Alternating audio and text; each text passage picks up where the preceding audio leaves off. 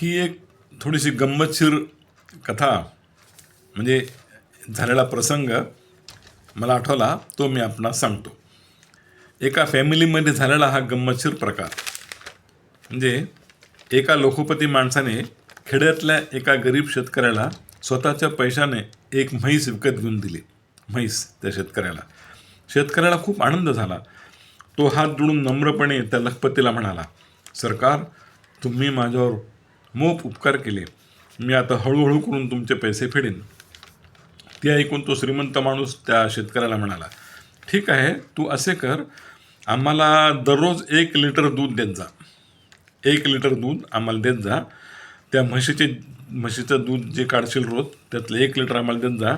जेवढे पैसे फिटतील तेवढे फिटू दे, बाकी पुन्हा बघू.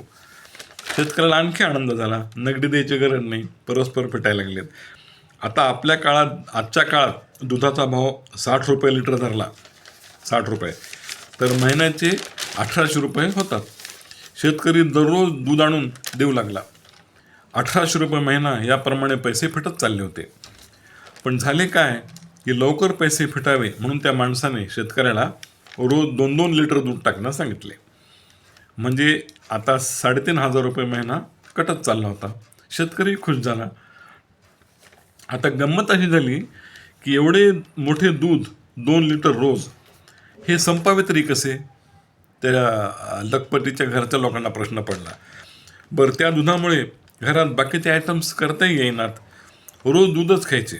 दुधाचा चहा, दुधाची कॉफी, पुन्हा जेवताना दूधच घ्यायचे.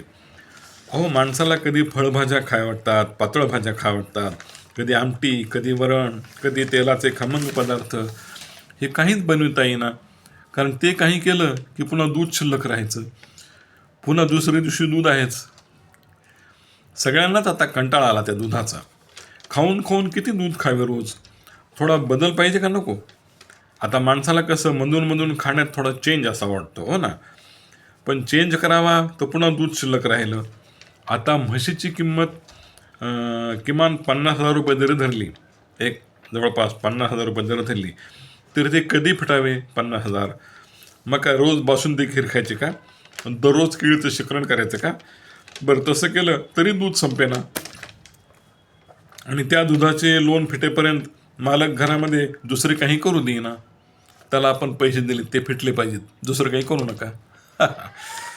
सगळं घर अगदी दूधमय होऊन गेलं.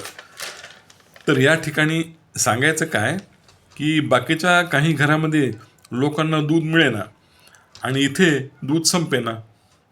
बसा त्याचे पैसे फिडीत राहा. असा हा गमतीदार किस्सा.